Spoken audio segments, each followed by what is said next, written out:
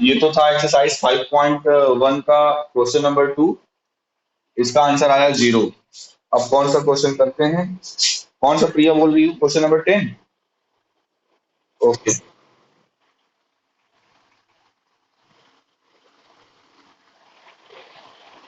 क्या है? -2 - 1/3 आई।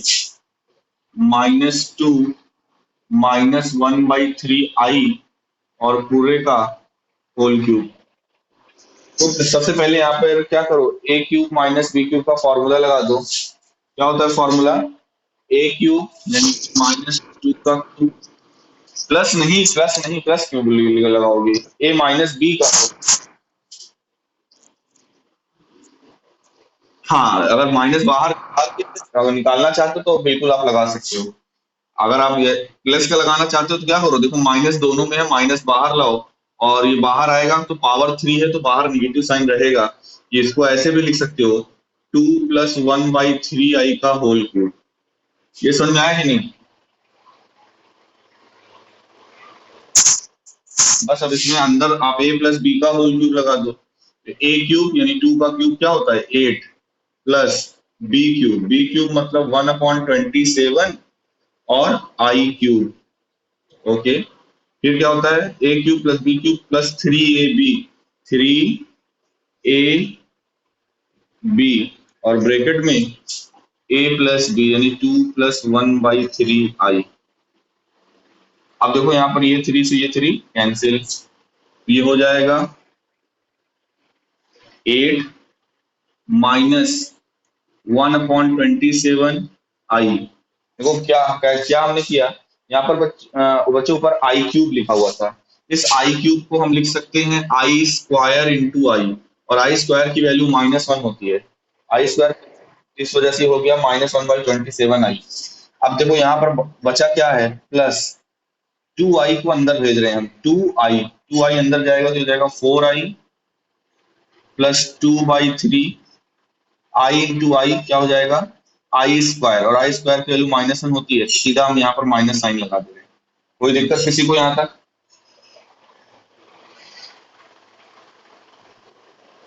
ओके, अब क्या करो, रियल पार्ट को रियल के साथ लिखो, इमेजिनरी पार्ट को इमेजिनरी के साथ लिखो। ये देखो लास्ट वाला और पहला वाला रियल पार्ट है, उसको हम एक साथ लिख ले रहे हैं।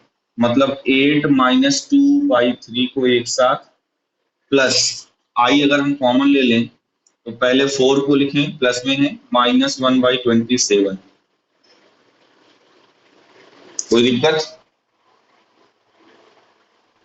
बस अब इसको सिंप्लीफाई कर लो, ये क्या हो जाएगा? इसको सिंप्लीफाई कर लो, इधर 3 एलसीएम ले लो, कितना आएगा? यस, माइनस तो बाहर है, हो जाएगा 22/3। ठीक है, इधर 27 एलसीएम ले लो।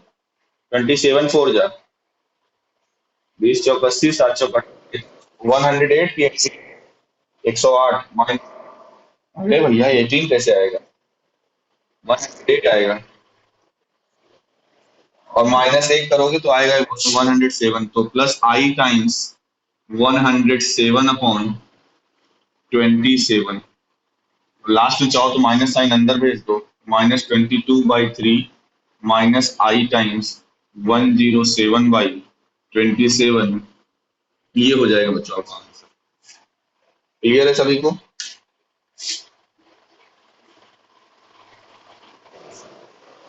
ओके, और कोई डाउट या फिर मैं आगे बढ़ूं? बोलो। Okay, very good. तो देखिए आगे बढ़ते हैं बच्चों।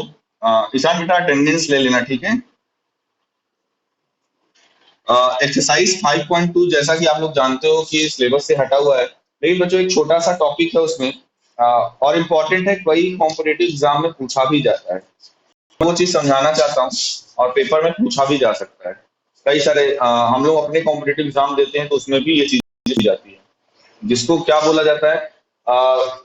मॉडुलस। हमने कल बताया था, किसी भी कॉम्प्लेक्स नंबर का मॉडुलस। तो अगर जेड है कोई कॉम्प्लेक्स नंबर बच्चों, तो जेड बराबर a+ib, ये कॉम्प्लेक्स नंबर का रिप्रेजेंटेशन होता है।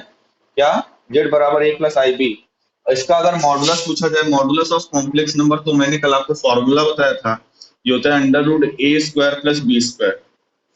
होता है कि नहीं बच्चों? कल बताया था।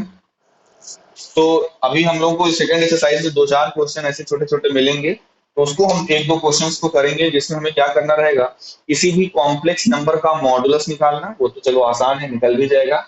दूसरी जो इम्पोर्टेंट चीज़ है जिस वजह से मैं अभी इसको समझाने जा रहा हूँ, वो क्या है? Argument of a complex number. क्या? Argument, argument of a complex number, यानी किसी भी कॉम्प्लेक्स नंबर का आर्गुमेंट, और इसको डिनोट करते हैं ऐसे ARG, और ब्रैकेट में लिखते हैं जेड, आर्गुमेंट ऑफ जेड। बता रहे हैं, समझा? तो जो हम टॉपिक समझाने जा रहे हैं वो इम्पोर्टेंट है आगे कॉम्पिटेटिव की पॉइंट ऑफ व्यू से भी। तो देखिए आर्गुमेंट होता क्या है, सब डिटेल में समझते हैं इसको।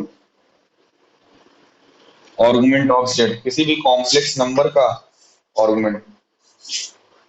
आर्गुमेंट बच्चों होता क्या है, जैसे अगर आप कोई कॉम्प्लेक्स नंबर लेते हो, a प्लस IB के फॉर्म में लिखते हो, तो आपको बेटा पता है कि जो a और b होता है वो रियल नंबर होता है कि नहीं? जो a और b होता है,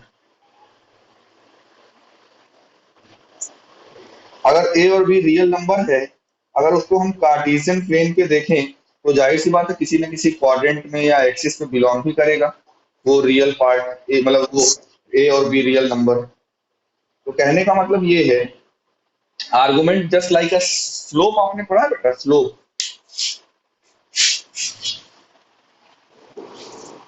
तो देखो,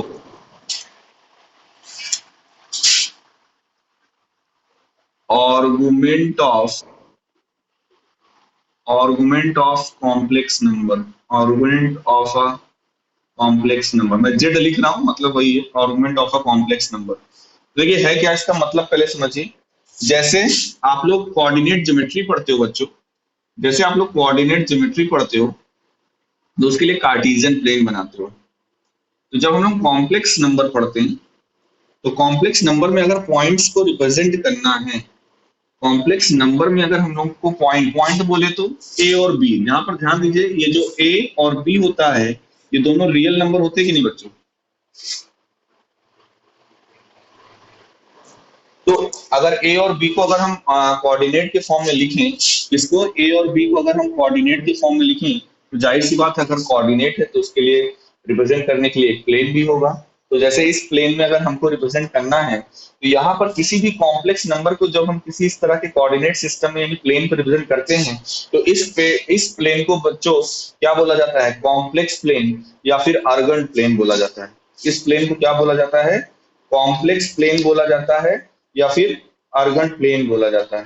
ठीक है, ARGANT, या इसे क्या बोलते हैं, जिस प्लेन पर हम कॉम्प्लेक्स नंबर को रिप्रेजेंट करते हैं उसे अर्गन प्लेन, अर्गन प्लेन या फिर कॉम्प्लेक्स प्लेन बोला जाता है बच्चों।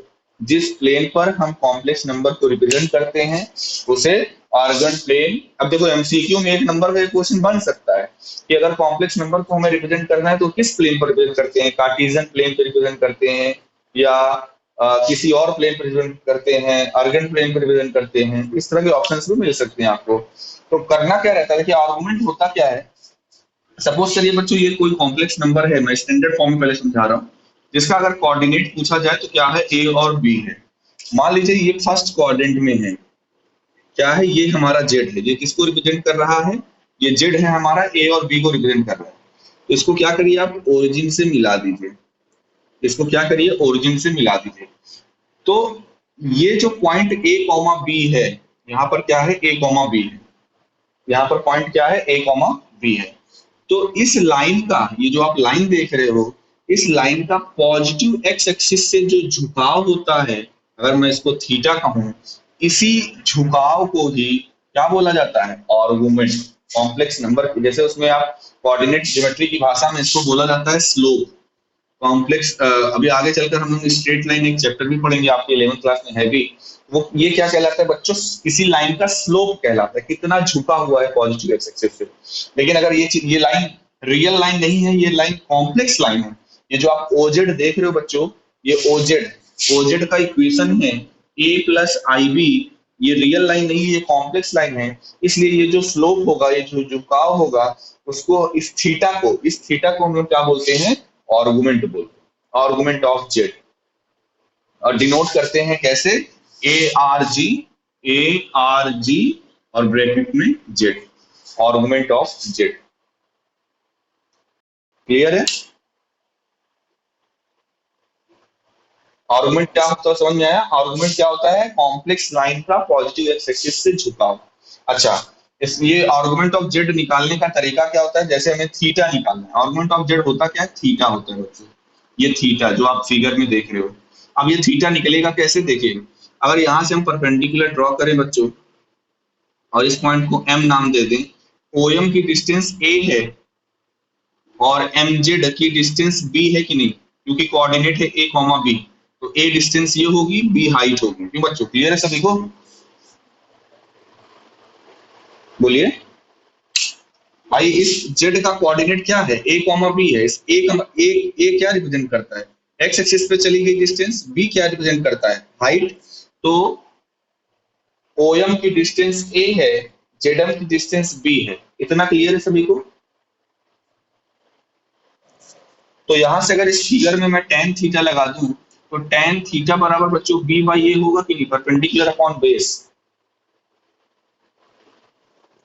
और थीटा इक्वल्स टू हो जाएगा टेन इनवर्स बी बाई ए, और यहाँ पे बी बाई ए में बच्चों क्या लगा देते हैं? मॉडुलस। ये होता है थीटा निकालने का तरीका, फॉर्मूला। सीधा सीधा क्या कहेंगे? फॉर्मूला। थीटा ही क्या है? आर्गुमेंट है। तो किसी भी कॉम्प्लेक्स नंबर का अगर आपको आर्गुमेंट निकालना है तो क्या करिए? Tan inverse B by A. B by A मतलब बी और ए क्या है? यहाँ पर आप देख रहे हो, बी है इमेजिनरी पार्ट और ए है रियल पार्ट। क्लियर है? ये होता है आर्गुमेंट ऑफ जेड। अब इसमें इंपॉर्टेंट क्या चीज है बच्चों? इंपॉर्टेंट इसमें ये है, इसमें थोड़ा सा आर्गुमेंट का एक सिस्टम है। अब ऐसा नहीं है, ये तो मैंने आपको एक जनरल केस बताया। आर्गुमेंट का सिस्टम क्या है कि अगर आपका जो ए कॉमा बी यानी कि जो आपका कोऑर्डिनेट है, अगर ये कोऑर्डिनेट फर्स्ट कोऑर्डिनेट में होगा तो उसका क्या फॉर्मूला लेंगे?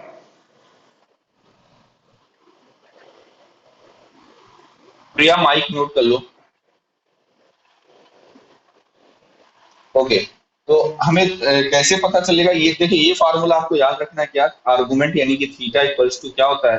Ten inverse modulus of B. Modulus सिर्फ इसलिए लगाया जाता है बच्चों, ये जो रेशियो ले रहे हैं कभी भी नेगेटिव में नहीं आना चाहिए, क्योंकि ये डिस्टेंस का रेशियो है। बी ये डिस्टेंस है, ए ये डिस्टेंस है, ये हमेशा क्या रहेगा? पॉजिटिव रहेगा। इस वजह से यहाँ पे बी बाई ए का मॉडुलस लगाया जा रहा है।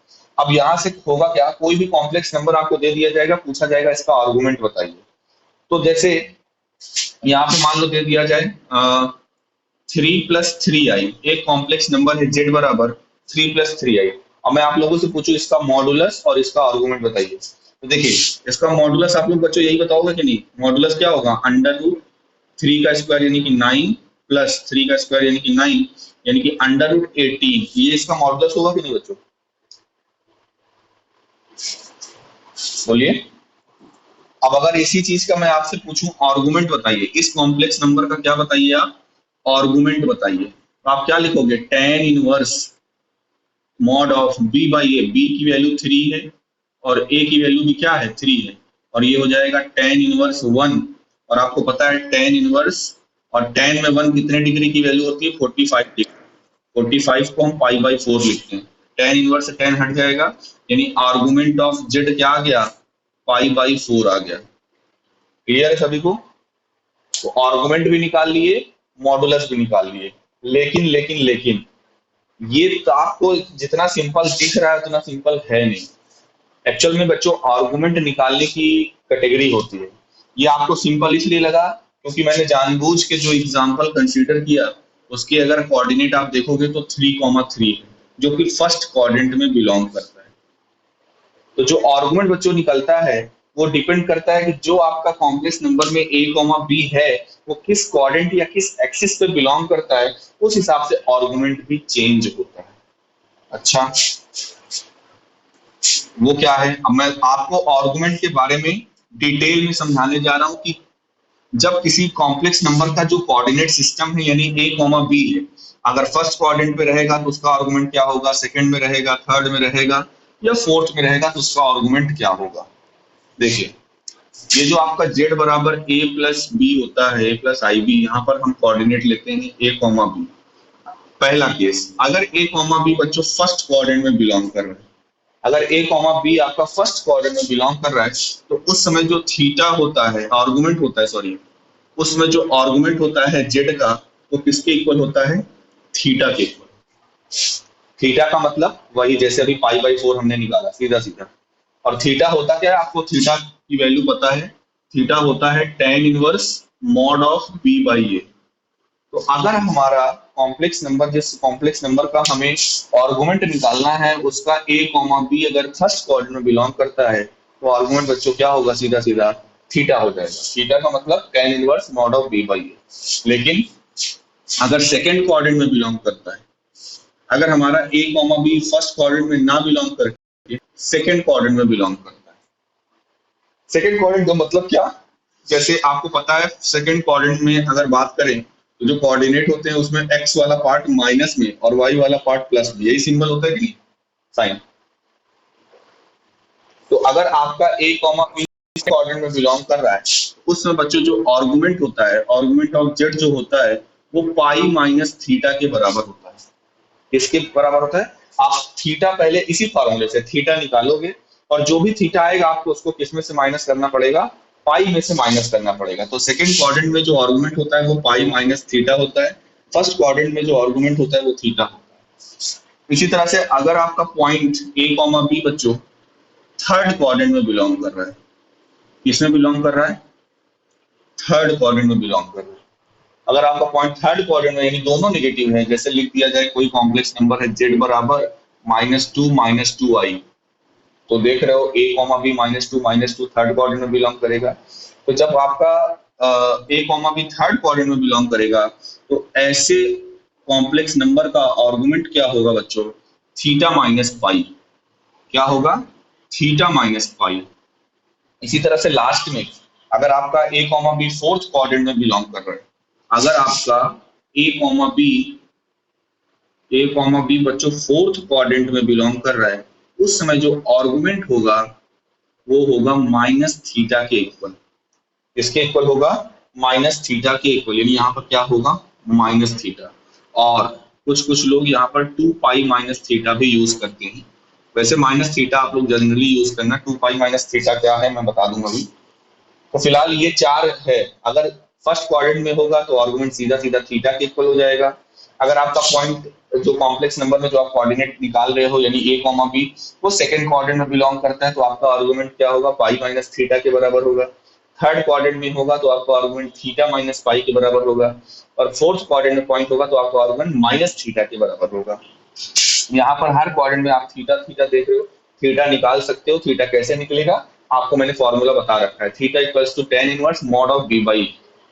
ये तो बच्चों हो गया जब आपका पॉइंट किसी क्वाड्रेंट में हो। अब ऐसा भी तो हो सकता है कि पॉइंट क्वाड्रेंट में ना होकर किसी एक्सिस पे हो, पॉजिटिव एक्स एक्सिस पे हो, पॉजिटिव वाई एक्सिस पे हो, या निगेटिव एक्स एक्सिस पे हो, निगेटिव वाई, ऐसे भी तो हो सकता है। क्यों बच्चों? बोलिए, हो सकता है कि नहीं? जो हम a कॉमा बी ले रहे हैं वो किसी एक्सिस पे भी तो हो सकता है। समझ में आ रहा है कि नहीं? आप लोग एकदम मौन धारण किए हुए हो। ओके, तो देखिए अब अगला केस क्या है। ये तो आपने चारों कोऑर्डिनेट सिस्टम देख लिया कि चारों कोऑर्डिनेट में अगर पॉइंट होगा तो कब हम आर्गुमेंट क्या लिखेंगे। अब आते हैं एक्सिस पे, आते हैं किस पे? आते हैं एक्सिस पे। अगर हमारा पॉइंट किसी एक्सिस पे है, तो देखो अगर आपका पॉइंट पॉजिटिव एक्स एक्सिस पे है, ये आपको पता है ये पॉजिटिव एक्स एक्सिस होती है, तो अगर पॉजिटिव एक्स एक्सिस पे है तो उस समय आपका जो थीटा होगा यानी आर्गुमेंट होगा वो 0 के बराबर होगा। देखो अगर पॉजिटिव एक्स एक्सिस में है तो जो आर्गुमेंट होगा, इधर मैं आर्गुमेंट लिख दे रहा हूं, आर्गुमेंट। अगर आपका पॉइंट यानी a comma B positive X axis पे है, पॉजिटिव एक्स एक्सिस में होने का मतलब क्या है? जैसे लिख दिया z इक्वल्स टू 2। अब इसको अगर कॉम्प्लेक्स की फॉर्म में लिखना है तो 2 प्लस आई इंटू 0 लिखेंगे। देखो कोऑर्डिनेट क्या है? 2 कॉमा 0। और 2 कॉमा 0 बच्चों फर्स्ट पॉजिटिव एक्स एक्सिस पे बिलोंग करेगा कि नहीं? अगर यहाँ से 2,0 पूछा जाए तो फर्स्ट सॉरी एक्स एक्सिस पे बिलोंग करेगा कि नहीं, पॉजिटिव एक्स एक्सिस पे, बोलिए। तो अगर आपका A comma B positive X axis पे बिलोंग करेगा तो आर्गुमेंट यानी कि थीटा किसके बराबर होगा, 0 के बराबर होगा। आर्गुमेंट किसके बराबर होगा, 0 के बराबर होगा। अगर निगेटिव एक्स एक्सिस में आपका ये बिलोंग करता है उस समय थीटा किसके बराबर होगा बच्चों, उस समय थीटा पाई के बराबर होगा। किसके बराबर होगा, पाई के बराबर। अगर पॉजिटिव वाई एक्सिस पे बिलोंग करता है तो आपका जो थीटा होगा वो पाई/2 के बराबर होगा। और अगर नेगेटिव वाई एक्सिस पे बिलोंग करता है तो जो आपका थीटा होगा वो -पाई/2। क्या होगा, -पाई/2 होगा।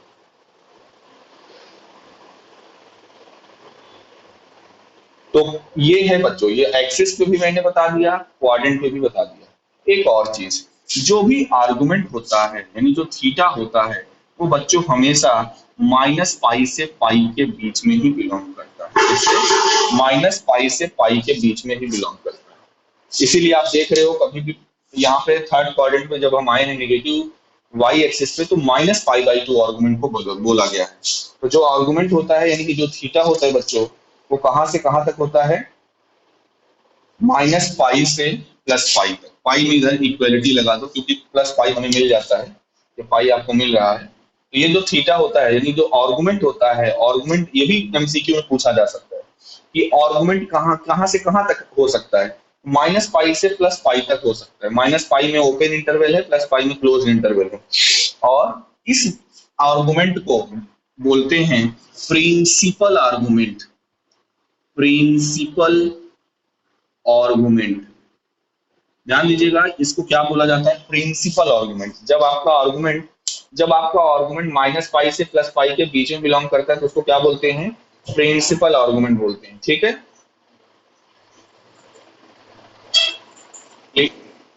ओके।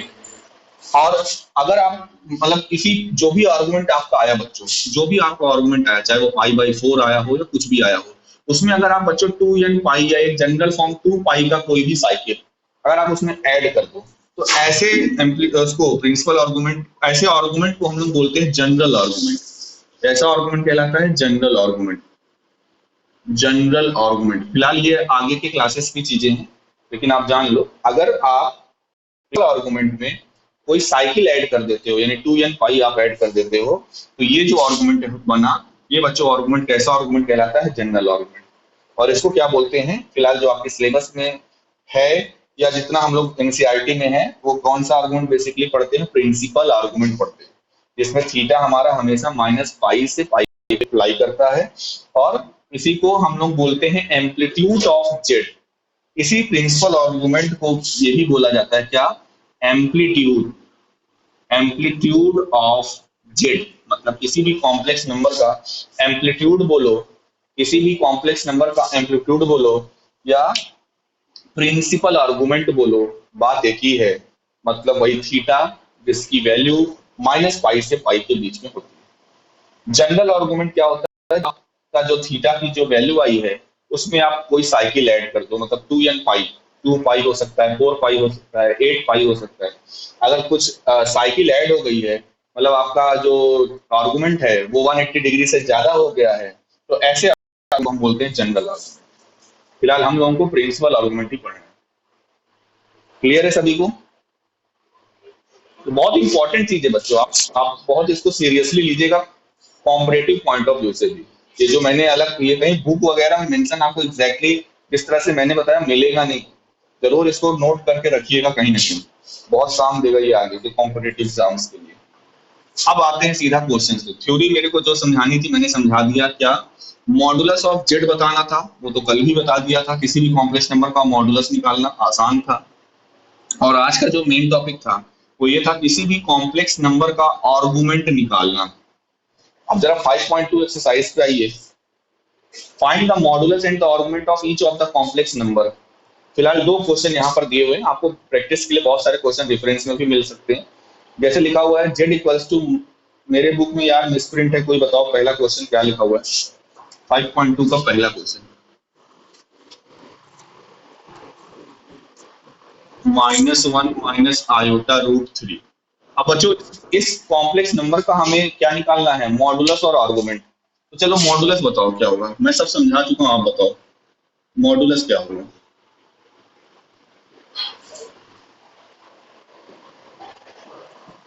-1 का स्क्वायर 1 प्लस √3 का स्क्वायर 3 हो जाएगा 4, 4 का स्क्वायर रूट क्या होता है 2। यानी एक आंसर तो आ गया। इस कॉम्प्लेक्स नंबर का मॉडुलस हमने निकाला, क्या आया 2। एकदम आसान है। अब अगला काम क्या है बच्चों, आर्गुमेंट निकालना। तो यहाँ पर सबसे पहले क्या लिखेंगे, here -1 comma -√3 belongs to third quadrant. सही लिख रहे हैं हम कि नहीं,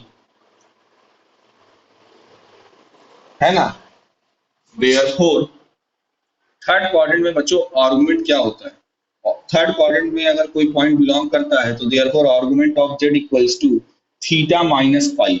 यही हमने बताया था, थर्ड क्वाड्रेंट में अगर बिलोंग करता है तो आर्गुमेंट क्या होता है, थीटा माइनस पाई।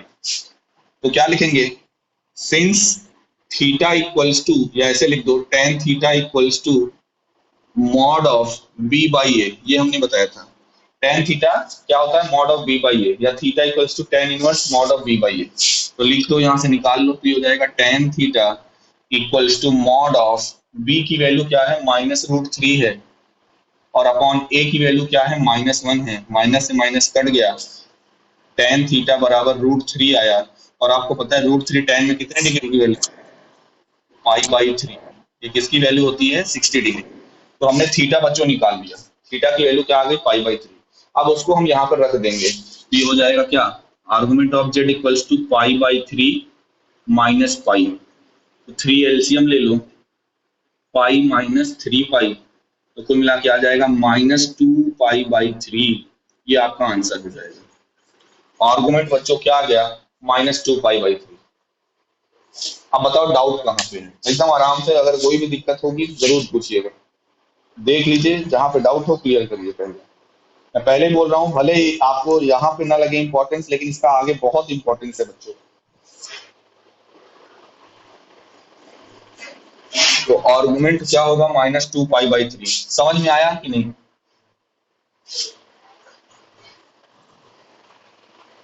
क्लियर है ना। आपको इसी तरीके से करना है, ये मॉडुलस तो सीधा सीधा निकल जाएगा। आर्गुमेंट निकालने के लिए पहले आप tan थीटा निकाल लेना, ये फार्मूला पता है, tan थीटा बराबर mod of b by A. Theta यहाँ से आ जाएगा, फिर आप क्या करोगे, देखोगे कि जो कोऑर्डिनेट है वो किस क्वाड्रेंट में बिलोंग कर रहा है, और उस क्वाड्रेंट के लिए, यानी आपको याद क्या रखना है कि किस क्वाड्रेंट और किस एक्सिस पर आर्गुमेंट होता क्या है। थीटा निकालना आसान है, वो तो चलो फार्मूला है, tan थीटा बराबर b बाई ए मॉड, वो तो निकाल लोगे। लेकिन उस थीटा को निकालने के बाद का काम है आर्गुमेंट पता करना। आर्गुमेंट तभी आपको एग्जैक्टली पता जब आपको चारों क्वाड्रेंट का फॉर्मूला और चारों एक्सिस का फॉर्मूला आर्गुमेंट के लिए पता होगा। अच्छा जरा सेकंड क्वेश्चन बोलो, सेकंड क्वेश्चन क्या है। बस यही 5.2 में यही दो क्वेश्चन आपको करने, बाकी पोलर फॉर्म नहीं है आपके सिलेबस में। बताओ सेकंड। हाँ, पोलर फॉर्म तो यही है, आपने देखिए पोलर फॉर्म देखिए होता क्या है, पोलर फॉर्म होता है r cos theta plus i sin theta, ये होता है बच्चों पोलर फॉर्म। थीटा आपने निकाल लिया, और r क्या होता है, r होता है वही मॉडुलस ऑफ z, r होता है मॉडुलस ऑफ z, और थीटा क्या होता है, वही आर्गुमेंट। थीटा क्या होता है, आर्गुमेंट, और दोनों ही हमने बता दिया, थीटा निकालना बता दिया, मॉडुलस निकालना बता दिया। उन थीटा और मॉडुलस, यानी मॉडुलस ऑफ z को ही r बोलते हैं। तो r और थीटा की वैल्यू अगर आप इस एक्सप्रेशन में रख देते हो, r और थीटा की वैल्यू अगर आप इस एक्सप्रेशन में रख देते हो, ध्यान दीजिएगा रखना ही है, केवल सिंप्लीफाई मत करने लगिएगा। जैसे अगर थीटा की वैल्यू π/4 आई, तो आप cos π/4 प्लस i sin π/4 लिखेंगे, वैल्यू मत लिखने लगिएगा। तो इस फॉर्म में, यानी r cos theta plus i sin theta में आप r की वैल्यू और थीटा की वैल्यू रख दोगे, तो आपका ये पोलर फॉर्म बन जाएगा उस कॉम्प्लेक्स नंबर का। जैसे अभी जो हम लोग कर रहे थे, -2 -√3 क्या था कॉम्प्लेक्स नंबर, -1 -√3 आई, यही था। तो हमने मॉडुलस निकाला, तो मॉडुलस क्या आया था, r की वैल्यू आई थी 2, और cos और थीटा की वैल्यू आई थी -2 पाई/3। तो cos -2 पाई/3 प्लस i sin -2 पाई/3, ये हो जाएगा उस जो भी ये कॉम्प्लेक्स नंबर z था, इसका ये बच्चों पोलर फॉर्म हो जाएगा। अगर आप इसको चाहो तो ऐसे भी ऐसे ही छोड़ दो, सिंप्लीफाई करने की जरूरत ही नहीं।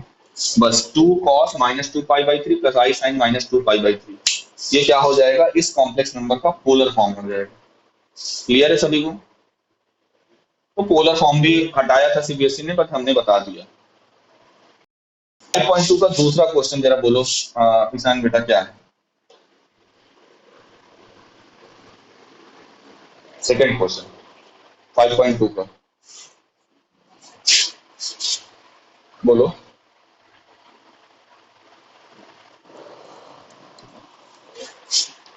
-√3 प्लस आयोटा। मैं चाहता हूँ इसका आंसर आप लोग दीजिए, 2 मिनट का हुआ है, जल्दी जल्दी आप लोग दीजिए।